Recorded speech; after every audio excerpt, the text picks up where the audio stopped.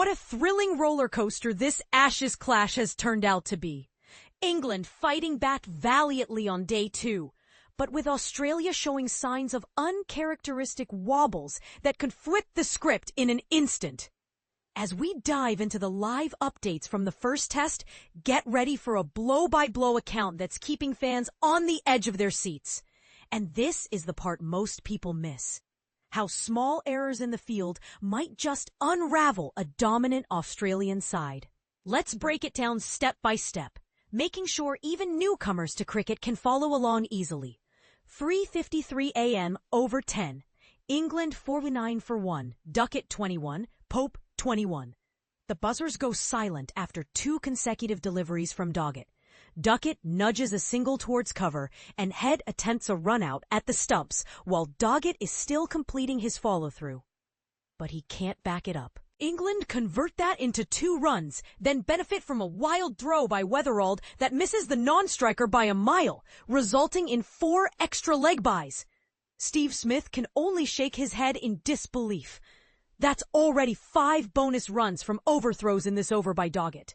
It might be tempting fate, but you can sense Australia's usual poise beginning to crack. But here's where it gets controversial. Is this just a momentary lapse? Or a sign of deeper fatigue in the Aussie camp? Fans, what's your take on whether England can capitalize on these slips? 3:49 a.m. over 9. England 38 for 1. Duckett 18. Pope 18. Duckett bends even lower to tap a single through gully, and Starc tempts Pope with some outside deliveries, outfoxing him twice as he attempts a cover drive. Starc flashes a grin, fully aware of how perilously close that was. For cricket enthusiasts down under, the options for live commentary are unbeatable. The complimentary Cricket Australia app combines broadcasts from both TV networks, Fox and 7. Along with the 3 radio stations holding live cricket rights. You can pick your preferred feed effortlessly. Those old-school earpiece radios you spot fans using in England during sports have been totally eclipsed by apps. It's leaps and bounds superior to what's available in England. End of ad. 3:44 a.m. over 8. England 37-1, Duckett 17, Pope 18. Pope smacks a loose ball from Duckett wide through point for 3 runs, and Lyon, looking quite rigid, can't stoop low enough to limit it to 2.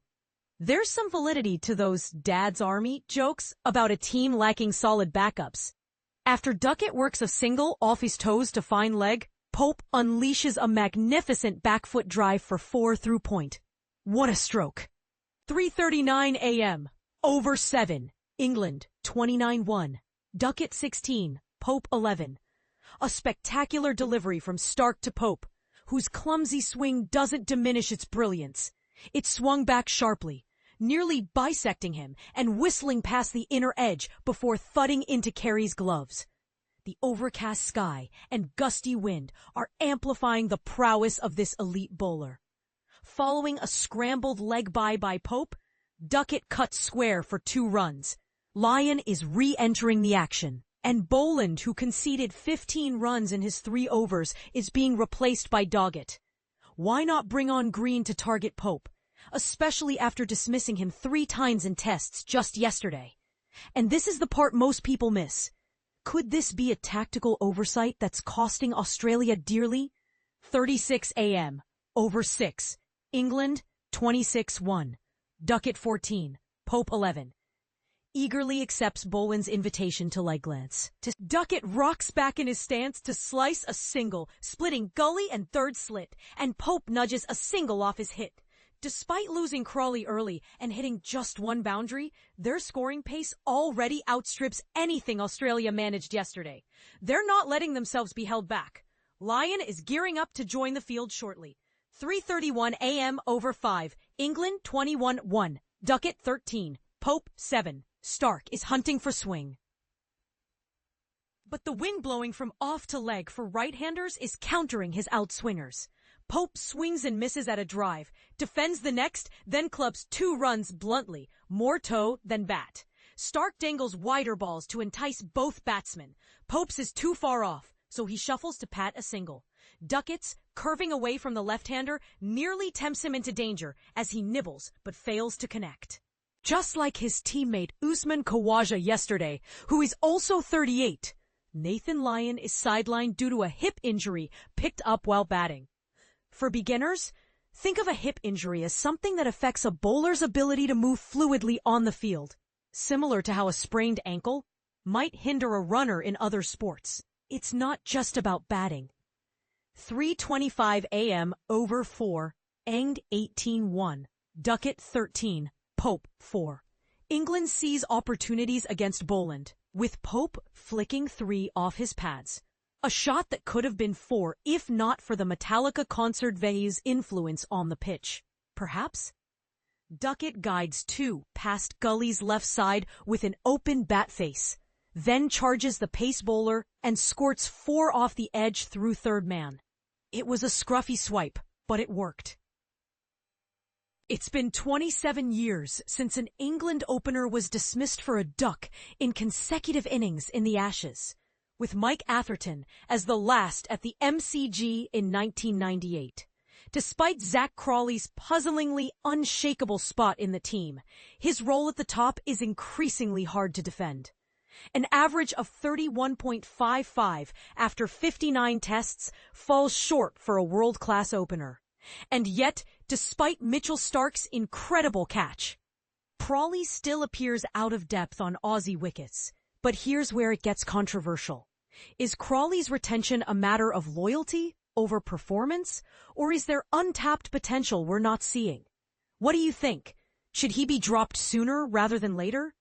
3:18 a.m. over 3, Ings 9-1, Duckett 7, Pope 1.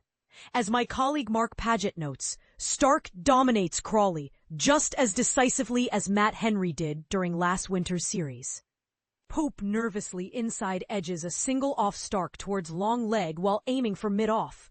Duckett slices one fortuitously for 4 between second and third slip, and then strokes a lovely 2 to cover when Starc bowls Fuller, searching for movement. 3:15 a.m. over 2, England 2 for 1, Duckett 1, Pope 0. Boland begins from around the wicket to Duckett, hitting a fuller, more challenging length that leaps into his gloves. He's clearly hurting, but skips treatment. He advances out of his crease for the next ball and edges it just short of slip, trying to disrupt Boland's rhythm.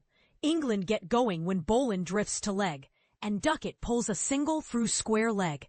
Pope adds a leg bye to double the score, but both batsmen seem edgy. Could this be shaping up for a shock 2-day test? The drama here is unbelievable. Has there ever been a test where the first 3 innings all saw a wicket before any runs? Over 1, England 0 for 1, Duckett 0. Starc opens the bowling and is on a hat trick after claiming Jamie Smith and Mark Wood with his last 2 balls of the first innings. There's swing in the air, but Crawley leaves the first outside off. He switched ends from his previous spell yesterday. Crawley drives the second to mid-off and ignores the third that swings across him. He must watch for that late inward movement off the seam. Given 1 on his pads, Crawley turns it too soon and returns it straight. That was a red flag, but ignored as he lobs the next up the pitch. Even with a spectacular catch to seal it, this has been a forgettable match for him. For the 3rd innings in a row, the score stands at 0 for 1. Wow, what twists and turns in this Ashes encounter. From Australia's early dominance to these fielding slips, it's a reminder of how cricket can change in a heartbeat. But the big question remains, will England build on this momentum, or will Australia regain their composure? And this is the part most people miss. Could controversies like player selections or fielding errors define the series? Share your thoughts below. Do you agree that Crawley's spot is unjustified, or is there a counterpoint we're overlooking? Is Australia's crumbling composure a real thing, or just hype? Let's discuss in the comments.